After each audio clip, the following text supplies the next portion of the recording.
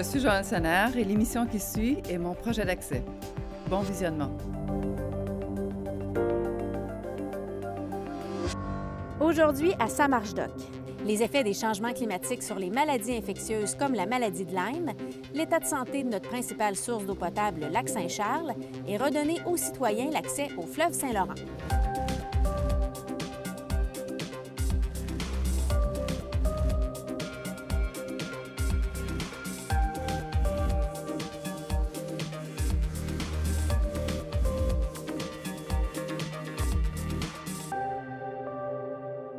Bienvenue à Ça marche doc. Cette semaine, à l'émission, il est question de maladies infectieuses. On le sait, les changements climatiques provoquent des perturbations importantes sur notre environnement. Et ça contribue à augmenter le risque de contracter certaines infections. Par exemple, le réchauffement climatique a permis la migration de certaines maladies encore plus vers le nord. C'est le cas aussi de la maladie de Lyme, à un tel point que le nombre de cas a augmenté de 1100 % entre 2012 et 2017. Quels sont les liens qui existent entre les maladies infectieuses et notre environnement? J'en ai discuté avec la docteure Marie Gourdeau.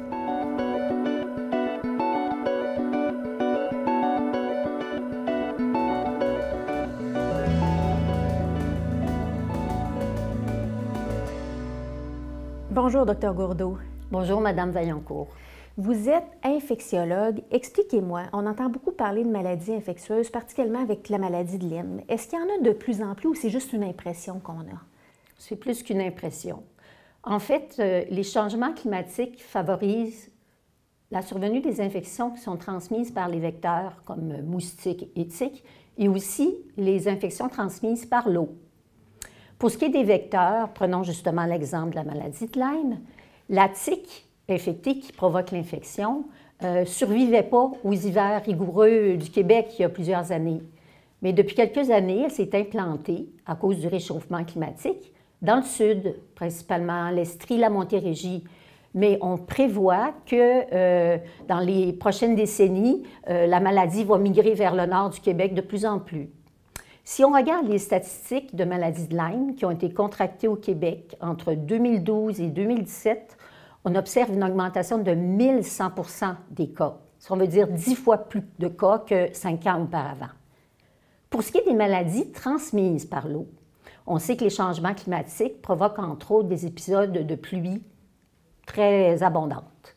Et ces pluies-là peuvent aboutir justement à un débordement des égouts, ce qui met en danger la qualité de l'eau de boisson ainsi que l'eau de baignade.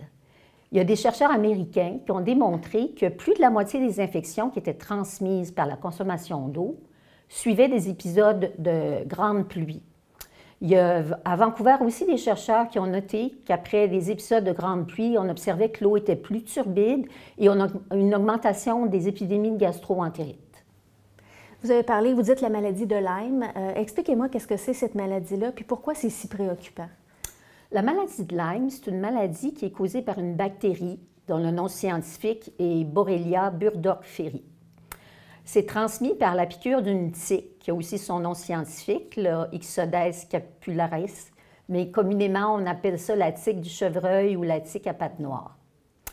La tique s'infecte sur des rongeurs, puis une fois infectée ou pas, elle se dépose sur des herbes, des feuillages, et au contact d'un autre qui passe, que ce soit un animal ou un humain, elle peut s'attacher sur l'autre.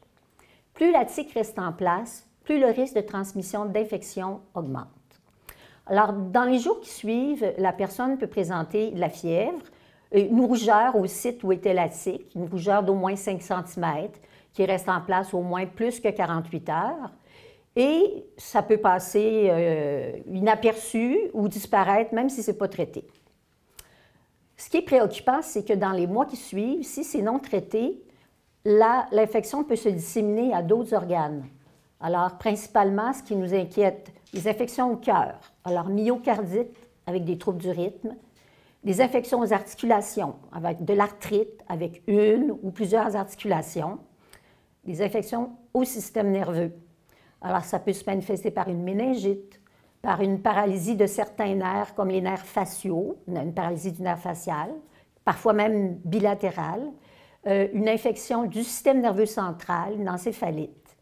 Et même si traitée, on peut avoir des symptômes qui persistent après pendant des mois, même voire des années. Qu'est-ce qu'on fait? Comment on peut faire pour diagnostiquer? Est-ce qu'il faut tout de suite consulter si on a des doutes ou comment on fait pour... Bien, en fait, on va d'abord prendre des mesures de prévention avant d'aller à la phase diagnostic. Si on prévoit aller à l'extérieur, qu'on peut être en contact des activités avec des tiques, alors on va se couvrir, on va choisir des sentiers bien balisés, on utilise un chasse-moustique à base de DEET, DEET, concentration de 20 à 30 %. Par contre, chez les enfants de moins de 12 ans et de plus de 6 mois, on préconise l'icardine avec une concentration de 20 %. Une fois l'activité terminée, on s'examine des pieds à la tête ainsi que nos enfants, nos bébés, nos animaux de compagnie pour voir s'il n'y a pas des tiques qui se sont attachées. S'il y a des tiques qui sont attachées, on les retire de façon sécuritaire. On les met dans un flacon, par exemple, de médicaments vides, secs, au cas où on aurait besoin de l'identifier, parce qu'on développe des symptômes, justement. Ensuite, on se douche ou on prend un bain pour enlever les tiques qui ne seraient pas attachées. On lave nos vêtements ou on les met à la sécheuse ou on les expose au soleil. Il y a donc différentes façons de se protéger contre la maladie de Lyme, mais en amont, il y a aussi divers moyens d'éviter la propagation de la maladie. Et devinez quoi? L'aménagement de nos villes en fait partie. Vous savez, à Samarjok, on parle souvent d'environnement, de causes environnementales. J'aimerais voir avec vous jusqu'à quel point notre environnement a un impact sur la propagation des maladies infectieuses. Est-ce que ça a vraiment un impact? Certainement. Quand on regarde l'aménagement urbain en lien, par exemple, avec les moyens de transport, on sait que 40 % des émissions de gaz à effet de serre sont associées au transport sur les énergies fossiles. Donc, si on peut diminuer notre dépendance à ces énergies-là, on va diminuer cette émission-là des gaz à effet de serre et les conséquences de réchauffement et les conséquences météorologiques comme les pluies très abondantes. On peut aussi travailler sur les pluies abondantes pour éviter qu'elles fassent déborder les égouts. On sait qu'en ville, il y a beaucoup de surfaces bétonnées, d'asphalte, qui ne permettent pas à l'eau de pénétrer dans le sol. Donc, il faut prendre des mesures pour justement favoriser cette pénétration de l'eau dans le sol. Donc, il n'est pas trop tard, là. Si on dit la lutte au changement climatique, parce que des fois, on peut être sceptique un peu, c'est-à-dire que la lutte, est-ce que ça peut empêcher tout ça? Vous êtes en train un peu de me dire qu'en fait, il y a quelques moyens qui sont possibles de justement renverser la vapeur. C'est possible de le faire? Absolument, il n'est jamais trop tard. Il faut d'une part diminuer notre dépendance aux énergies fossiles. Alors, au niveau des transports, on va favoriser l'électrification, par exemple, des transports. Le transport en commun et encore mieux, le transport actif, vélo ou marche. Donc, c'est encore très bon pour notre santé. Du côté de l'écoulement, le ruissellement des eaux dans les égouts, on va favoriser la plantation d'arbres, conserver les parcs qu'on a, augmenter les parcs, faire des jardins de pluie, des toits verts, tout ce qui peut permettre à l'eau de pénétrer dans notre terre. Puis ça va avoir un impact sur les maladies infectieuses? On va pouvoir avoir un impact? Certainement. Merci beaucoup, Dr. Gourdeau. Merci.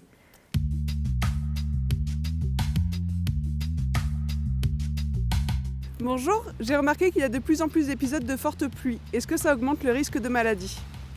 C'est une question intéressante. En fait, si les pluies ne provoquent pas de débordement des égouts, les risques de maladies infectieuses ne seront pas plus élevés. Donc, il faut prendre des mesures pour que l'eau retourne plutôt à la terre. Planter des arbres, faire des jardins de pluie, faire d'autres jardins, faire des toits verts. Tout ce qui va favoriser que l'eau reste à la terre et ne s'écoule pas dans les égouts.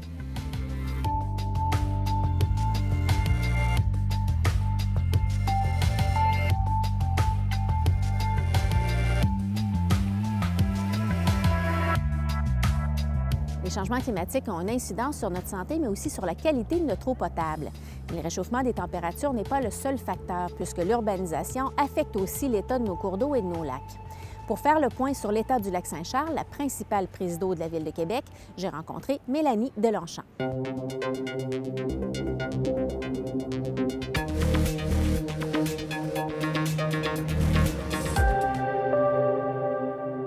Bonjour, Mme Madame Deslongchamps. Bonjour. On est aux abords du lac Saint-Charles. Expliquez-moi pourquoi c'est un endroit important pour la région de Québec. En fait, le lac Saint-Charles, c'est la principale réserve d'eau potable de la ville de Québec. 53 de la population s'alimente à même, la rivière Saint-Charles, mais le lac en soi, c'est un réservoir. Ça veut dire qu'au moment où il n'y a pas beaucoup d'eau dans les rivières, c'est à ce moment-là qu'il va servir d'eau et de réservoir. Est-ce qu'il est en bonne santé actuellement? En fait, le lac s'est dégradé les dernières années parce qu'il y a eu accélération, notamment du développement dans son territoire. Il y a eu la construction de l'autoroute à Stoneham, pendant la construction, il y a eu énormément d'érosion. Et puis, en créant une autoroute, on crée aussi de l'étalement urbain, de l'aménagement autour. Donc, évidemment, ça a eu une accélération, ça a eu un impact sur la qualité de l'eau. J'aimerais qu'on parle aussi des cyanobactéries. On en entend souvent parler. C'est quoi l'état de situation actuellement? Mais en fait, les algues bleu-vert ou les cyanobactéries, c'est comme quand on apporte de la nourriture au lac, quand on apporte, soit ça veut dire du phosphore et de l'azote, c'est des éléments nutritifs, mais il va y avoir des floraisons de cyanobactéries. Et il va y avoir... chaque année, on a environ une dizaine de floraisons de ces algues-là qui peuvent ou non être toxiques. C'est-à-dire qu'on ne sait pas à quel moment ils vont dégager des toxines. Il y a des cyanobactéries, ça peut être complètement inoffensif, comme ça peut à certains moments dégager des toxines.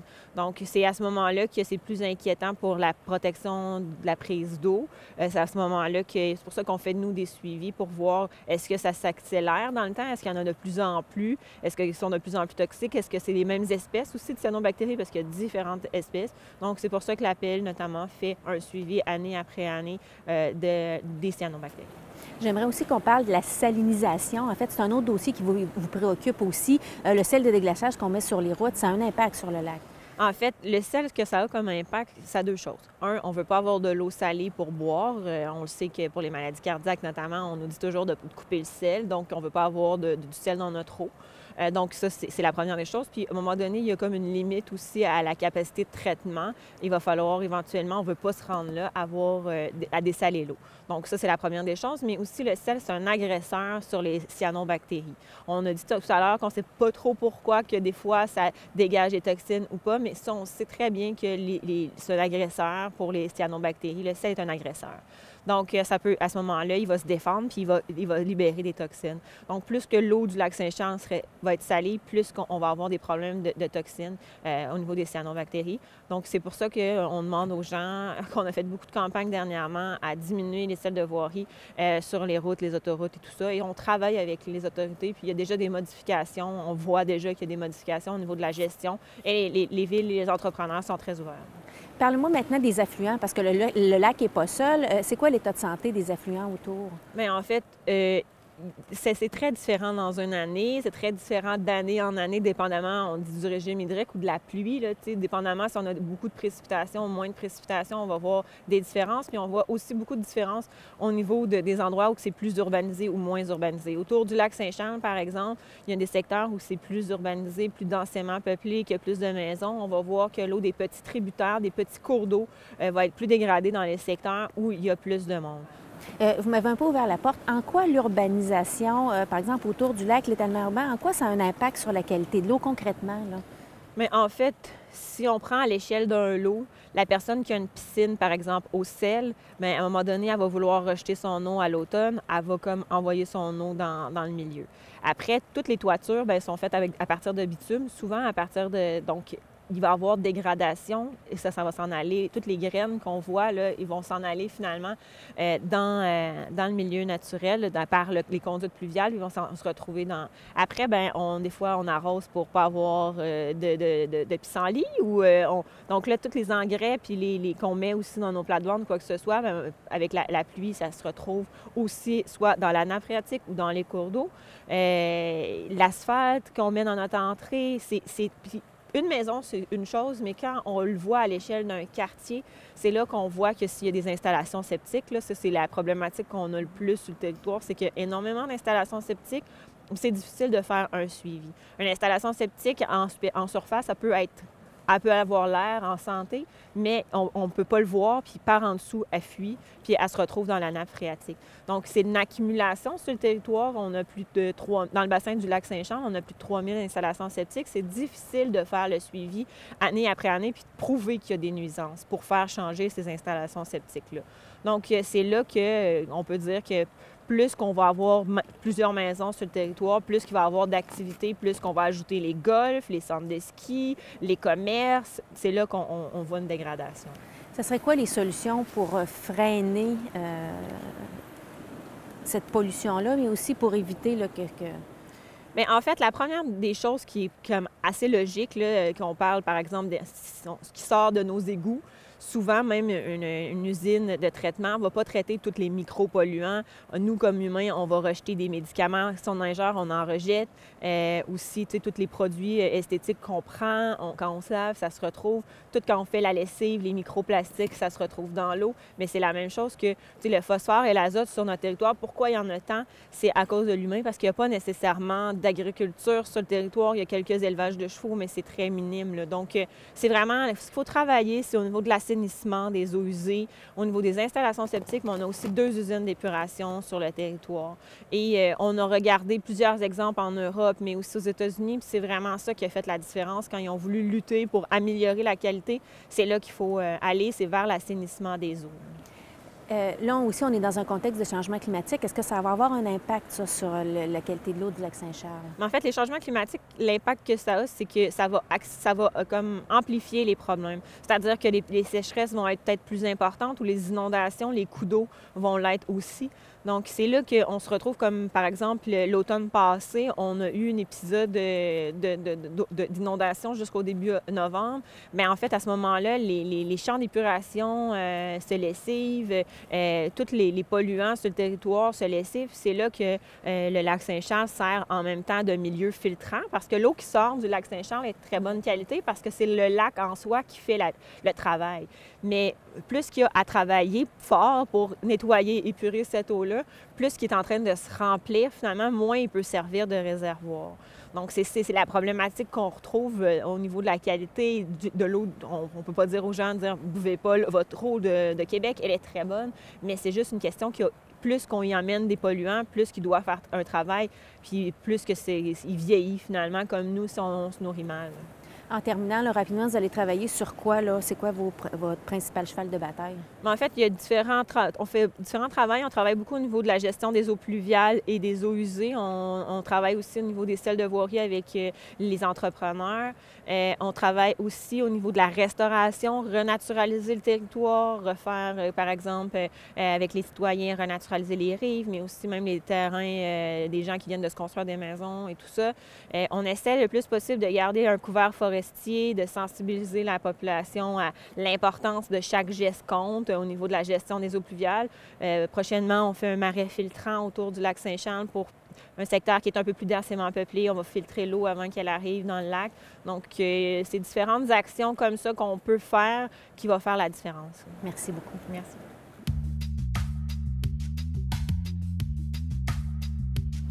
Oui, bonjour. J'aimerais savoir qu'est-ce qu'on peut faire pour pouvoir protéger notre source d'eau potable. En fait, c'est une excellente question. En fait, il y aurait 2 volets. Le premier volet, si on est un citoyen de la Ville de Québec, du centre-ville, et qu'on utilise l'eau, il faut vraiment réduire à la source. Pourquoi réduire à la source? Parce que plus qu'on met de la pression sur le lac Saint-Charles, plus qu'on lui demande de l'eau, plus qu'en été, il devient bas et il s'assèche et ça lui demande énormément d'énergie pour filtrer l'eau. L'autre volet, si on est un citoyen dans le bassin versant, si on reste autour du lac Saint-Charles, c'est sûr qu'on doit devenir un bon citoyen exemplaire et avoir tous les petits gestes qui comptent, c'est-à-dire de ne pas mettre d'engrais et pesticides sur nos pelouses, mieux gérer notre eau pluviale sur notre terrain, c'est-à-dire de débrancher notre gouttière pour ne pas envoyer directement l'eau au réseau d'eau pluviale parce qu'on accélère l'eau vers le lac. Aussi, on peut faire des choses comme au niveau de la pelouse, de semer du trèfle, renaturaliser, planter des végétaux. Donc, il y a plusieurs actions qui peuvent être faites.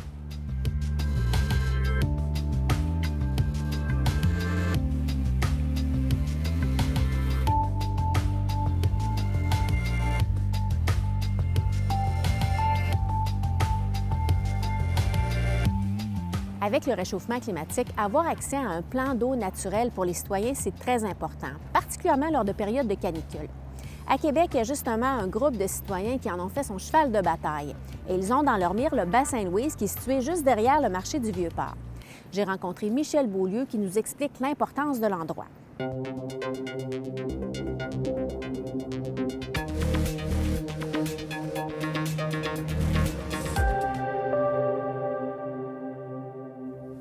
Monsieur Beaulieu, vous nous avez donné rendez-vous. On est ici derrière la gare du Palais. On voit le marché du Vieux-Port. Vous êtes membre de la Société des gens de baignade. Expliquez-moi, c'est quoi les revendications de votre groupe et pourquoi on est ici aujourd'hui? Bon, en fait, en 91, Léon Snow imaginez dans les médias un projet de plage ici, donc un accès à l'eau. Et cette idée-là, elle a continué à évoluer au fil du temps. Les gens de baignade l'ont reprise et c'est la revendication, c'est que le bassin Louise soit ouvert à la baignade en été. Pourquoi le bassin Louise particulièrement? Il est en plein cœur de la ville. C'est une très grande surface d'eau d'une très bonne qualité, entourée là, par toutes sortes d'activités, le marché, la vieille ville, les touristes qui viennent ici, des quartiers résidentiels, donc idéalement situé pour ça. Pourquoi c'est important pour vous, ce concept-là de donner accès à l'eau aux gens? Expliquez-moi. C'est une activité physique, c'est un bien-être en été. Partout où ça s'est fait, il y a plusieurs villes maintenant qui sont dans cette mouvance-là. C'est un succès monstre. Ça évite de se déplacer très loin à l'extérieur. Et donc, en pleine ville, c'est un équipement qui devient, là, dans l'urbanisme moderne, pratiquement essentiel. Pourquoi aussi? Parce que là, on peut douter de la qualité de l'eau potable. Les gens se posent des questions. On est dans le port, il y a des bateaux. Est-ce que vous, ça a été une préoccupation d'entrée de jeu de vous soucier de la qualité de l'eau? En fait, là, la qualité de l'eau, on a regardé tout ce qui s'est fait comme campagne d'échantillonnage dans le bassin. Depuis 1988, il y a eu 10 campagnes d'échantillonnage qui ont été menées, la première par le port. Et si on regarde la dernière, 2009, la Ville de Québec l'a fait. Ils ont échantillonné 42 jours. Et sur les 42 jours, 6 échantillons par jour. Et sur les 42 jours, il y en a 41 qui sont baignables. Donc ça, c'est une eau d'excellente qualité, là, comparable à n'importe quelle plage. Donc la qualité de l'eau au Bassin-Louis, c'est absolument pas un problème. Ce serait quoi le projet, par exemple? Expliquez-moi. Est-ce qu'on pourrait avoir une plage? Est-ce que ce serait l'accès autour? Comment vous avez réfléchi à ça? En fait, le projet, il y a eu là, plusieurs moutures, des évolutions là-dedans. Le projet initial, c'était un projet de plage. Maintenant, bon, lorsqu'on regarde ce qui s'est fait ailleurs dans les dernières années, on sait qu'on peut également accéder à l'eau d'autres façons, avec des pontons flottants, etc. Donc, il y a différentes options là, qui peuvent être évaluées. Et l'important aussi, c'est de voir que ce n'est pas l'ensemble du bassin, que le projet maintenant ne touche absolument pas à la marina. Donc, les bateaux, la surface reste inchangée. Il n'y a aucun impact sur les bateaux. C'est la section qui est là, la plus vers nous, à partir du marché que vous voyez là-bas, donc de ce côté-ci. Et même si c'est environ seulement 10 de la surface du bassin, c'est quand même l'espace de 6 piscines olympiques. Donc, c'est quand même à 10 un plan d'eau majeur, inutilisé complètement. Les voiliers ne vont jamais là. Donc, c'est une ressource en ville qu'on a la chance d'avoir et qu'il faudrait mettre en valeur et exploiter. En fait, on peut s'inspirer d'autres villes dans le monde. Ça existe ailleurs. Absolument. Ça, c'est une tendance nette là, de l'urbanisme actuellement, de remettre d'anciennes zones portuaires, de les ouvrir à la population pour la baignade. Des exemples de ça, bon, il y a plusieurs villes scandinaves. Copenhague a été probablement la première à faire ça, là, dès déjà 2002. Et donc, on se baigne là-bas, c'est un succès. Oslo le fait, Paris le fait, Boston en parle maintenant. Il y a des maquettes de ça là, qui commencent. Donc, ça, c'est un mouvement, une tendance lourde, là, et je pense qu'il y a peu de villes qui finiront par y échapper à cette tendance-là. On parle de plus en plus des questions d'urbanistes à la Ville de Québec, de donner l'accès aux citoyens à toutes sortes d'activités dans la ville. Est-ce que vous avez vu une évolution dans la réception de votre projet au fil des années? Où vous en êtes actuellement? Je vous dirais que ce qu'on voit devant nous, là, vous voyez des pêcheurs, on voit qu'il y a une évolution parce que, bon, avant 2016, la surface du Bassin-Louise en hiver, elle était inaccessible. C'était interdit d'y avoir accès pour qui que ce soit. Depuis 3 ans, il y a le village nordique et ça attire des milliers de personnes à tous les hivers. Le port de Québec, M. Mario Gérard a dit que c'était un projet fantastique. Donc, on voit l'évolution en hiver. Il faut la transposer en été maintenant. Donc, jusqu'à maintenant, non, il n'y a pas eu d'ouverture, mais on est convaincu que ça, c'est une démonstration que ça fonctionne en hiver, ça fonctionnerait en été. Puis le timing est bon aussi parce qu'on est en train de réfléchir là, à l'avenir du bassin Louise actuellement. Effectivement, en fait, c'est un espace là, qui a eu ses heures de gloire portuaire industrielle, mais ça, c'est terminé depuis les années 60. Et il faut le requalifier, en faire autre chose. Et comme il est en plein cœur de la ville, il faut exploiter toutes ses possibilités. Et une possibilité, c'est l'accès à l'eau, c'est la baignade en ville. Et ça, vous y tenez vraiment là, à tel point que vous êtes en train de faire un film là, sur un documentaire. C'est ça. On fait un documentaire sur le bassin Louise et un peu là, sur ce qui se fait ailleurs et sur les possibilités d'accès à l'eau et de transformation de cette tête de bassin. C'est quoi les prochaines étapes? Bon, vous avez bien sûr votre documentaire. Est-ce qu'il y a d'autres étapes pour vous? Est-ce que vous avez planifié d'autres étapes dans votre présentation? Présentement, là, le documentaire qui va expliquer plein de choses et qui va permettre, sur cette base-là, ensuite, de continuer là, à discuter et à faire évoluer le projet. Merci beaucoup, M. Beaulieu. Merci. Merci.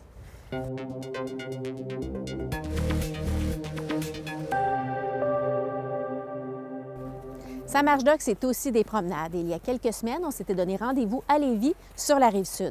On va tous se rejoindre finalement tout près de la traverse de Lévis pour un petit stand avec une deuxième intervention, puis ensuite on revient jusqu'ici pour le final. Tu diras si on marche trop vite. OK, c'est bon. Alors, bonne marche! Merci!